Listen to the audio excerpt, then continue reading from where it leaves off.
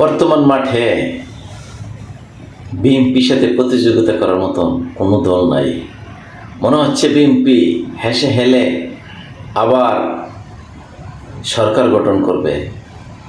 যেমন 1973 সালে বঙ্গবন্ধুর সাথে প্রত্যেকটা রাজনৈতিক দল তার জন্য দেখা করার জন্য মুগ্ধ হইত। সেই রকম বাংলাদেশে এখন তারেক জিয়ার সাথে, তারেক জিয়া যেদিকে যাচ্ছে এদিকেই সাংবাদিক সারা বাংলাদেশ একাকার হয়ে গেছে। বঙ্গবন্ধুর সাথে যেভাবে মিলতে যেত 73 সনে মাওলানা ভাসানী ছুটত, বিভিন্ন রাজনীতিবিদরা ছুটত, সেই তারেক জিয়ার সাথে এভাবেই আবার ছুটছে সবাই দেখা করতে। যেমন জামাত ইসলামের আমিরও যাচ্ছে, সবাই তারেক জিয়াকে নিয়ে যেভাবে এখন ছোটাছুটি করছে।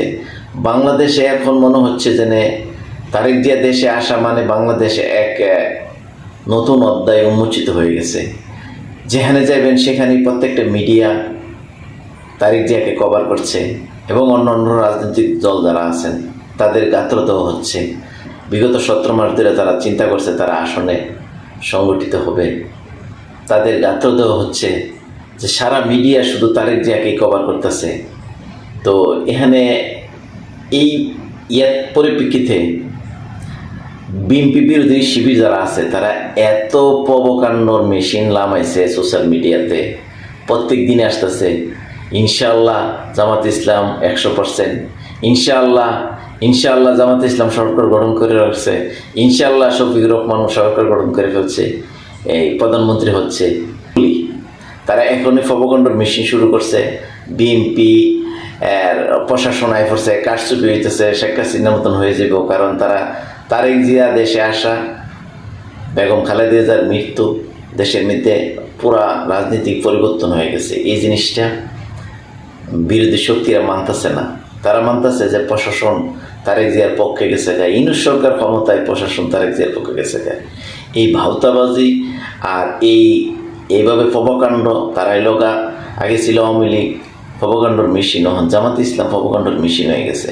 প্রত্যেক দিন সোশ্যাল মিডিয়াতে এইভাবে অতিরিক্ত মিছা কথা করতেছে। তাদের পাওয়ার তোলার মাটি নাই, এখন তারা কী করবে? এখনই শুরু করছে তাদের প্রবকাণ্ডর মেশিন।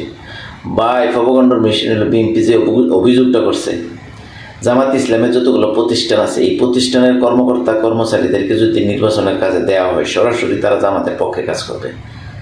ইসলামী ব্যাংক এবং বিভিন্ন প্রতিষ্ঠানগুলো আছে জামাতের, যে বিশেষ করে ইসলামী ব্যাংকের কোনো কর্মকর্তা এবং কর্মচারীকে এই নির্বাচনের কাজে লাগানো তো সরাসরি কিন্তু নির্বাচন কমিশনারে বিএনপি অভিযোগ করছে যে তাদের কোনো বিশ্বাস নাই, তারা যে কোনো মুহূর্তে বিশ্বাসঘাতকতা করবে। তো তাদের এইগুলো বাচ্চা থাকার জন্য তারা আগেই শুরু করছে বিএনপি প্রশাসন দা কাইটা ফেলবে, এই করবে। কারণ তাদের তো ফায়ার তোলার নিজেই এই মাটি নাই। আপনি কিভাবে জিতবে একটা সমীকরণে দেখেন না। যখন জামাতে ইসলাম ভোট দিতে যাইবে তারা শরিক দলকে যেখানে দিচ্ছে চিনে 2টা বোর্ডই, একটা বিএনপি একটা জামাতে ইসলাম, দাঁড়িপাল্লা দানের শীষ। যেখানে দানের শীষ আছে সেখানে দানের শীষ অবশ্যই জিতবে। দাঁড়িপাল্লা যেখানে নাই অন্য ফুলের কুলে টাক মার্কা দিয়ে যেখানে দিবে নিশ্চিত তারা ফেল করবে। তখন তারা বলবে প্রশাসনের কারচুপি করছে। আরে ভাই, জনগণ তো বুঝেই না কার কোন মার্কাটা দিবে। এখানে হয়তো বা সোশ্যাল মিডিয়াতে 20% শিক্ষিত মানুষ আছে, ফেসবুক দেখে নেই। বাংলার 100% মানুষ তো ফেসবুকে দেখে না, তারা তো এইভাবে প্রবকাণ্ডর মেশিনে জানে না। কিন্তু যারা সোশ্যাল মিডিয়াতে আছে ইসলামিক দল, তারপরে আলহামদুলিল্লাহ জিততে গেছি 100%। ভাই 100% কেন জিততে গেছো? এটা কেন তোমরা নিশ্চিত দিতে পারো না? নির্বাচন হয়েছে না? তো এইসব প্রবকাণ্ডর মেশিন থেকে বাচ্চা থাকি, বাংলাদেশটাকে বাঁচাই।